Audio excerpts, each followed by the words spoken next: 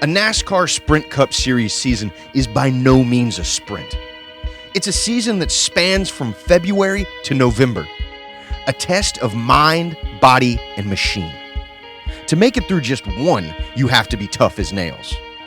Throw in a few marquee victories over a couple of seasons, and you've got the makings of a career that is something you can rest your hat on. The term Ironman in NASCAR signifies longevity, perseverance, and dedication.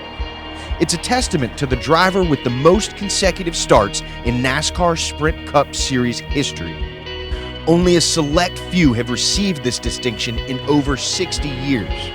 Jeff Gordon's first clash with the term Ironman was in 1996 with the Iceman, Terry Labonte. The man they called the Iceman, with eyes and nerves of steel, has a new nickname. Call him the Iron Man. On April 14th, 1996, Texas Terry Labonte took over the coveted title with his 513th consecutive start. That afternoon, he would go on to capture the win, ironically, just ahead of his teammate, Jeff Gordon. Off of corner number 4, and Terry Labonte wins the first Union 400. The Kellogg's Cornflakes crew celebrates Terry's performance. During his streak, Labonte would compile 2 championships and 21 victories, but an injury ended it at 655 starts in 2000. With Labonte sidelined, the door opened for a new Ironman chase, one that would involve one of the toughest guys in the sport, Ricky Rudd. Rudd was the definition of tough.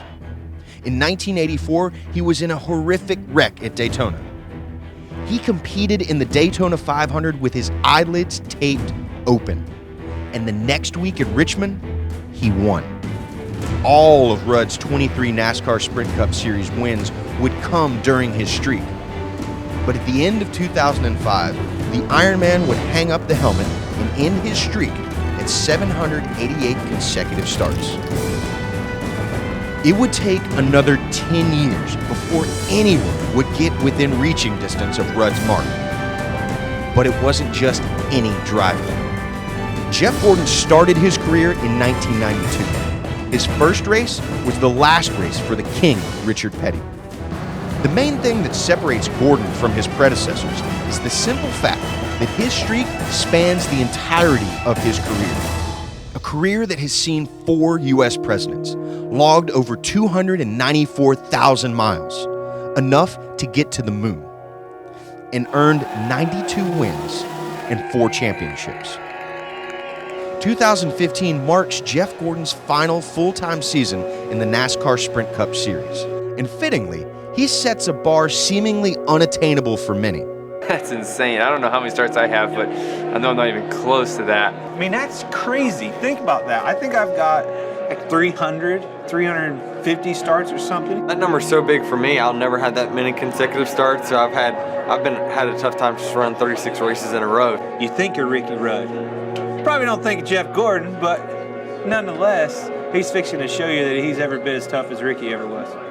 When the green flag drops at New Hampshire Motor Speedway, Jeff Gordon will get his 789th consecutive start, taking sole possession of the Ironman title from Ricky Rudd. A record that will mathematically take 6 years to surpass.